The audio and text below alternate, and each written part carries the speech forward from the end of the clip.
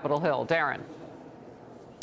Hi, good morning, Harris. So about $3.5 million in fraud was discovered. This is according to the Department of Justice. The two men you talked about that went from Pennsylvania over to Minnesota to commit this fraud, they pleaded guilty in court today of scamming Medicaid beneficiaries, get this, at homeless shelters and Section 8 housing. And what's most notable about this case, Harris, according to the DOJ, this represents the first charges involving the use of artificial intelligence to further a fraud scheme targeting healthcare programs in Minnesota, with the two fraudsters we talked about concealing the scheme by using AI, including ChatGPT, to create fake records when questioned by insurance companies. Exclusive to Fox this morning, Attorney General Pam Bondi releasing the statement saying criminal fraud not only robs taxpayers, it shatters trust in our institutions.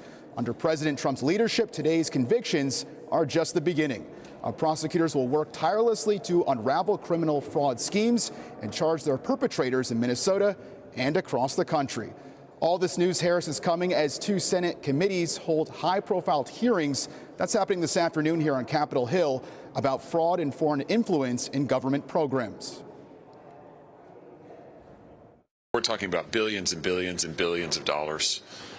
It is an ungodly sum of money. It's money leaving the country in suitcases, literally stashed in suitcases, taken in airports, taken overseas. We're talking about a systemic problem here, particularly in these blue states, where the taxpayers is being robbed blind. You got to feel like if you work hard and pay taxes in this country, you're just getting ripped off left, right, and center. And sorry to say, Harris, this is not just a Minnesota problem, I should say. The Small Business Administration on Friday suspending more than 100,000 California borrowers. This is over $9 billion in suspected pandemic-era fraud. Harris? Wow, this seems endless, but they are chasing it. Darren, thank you.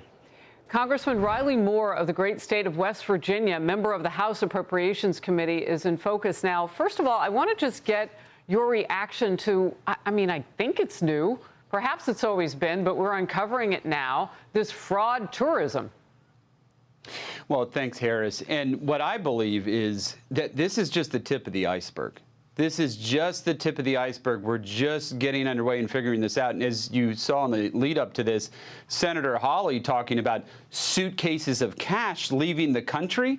I think what we're going to find out in Minnesota is that this money ultimately helped fund terrorists in Somalia who we are currently trying to defeat. So I think that's what's going to come out of this, is that this is part of a terrorist financing scheme, was an aspect of this.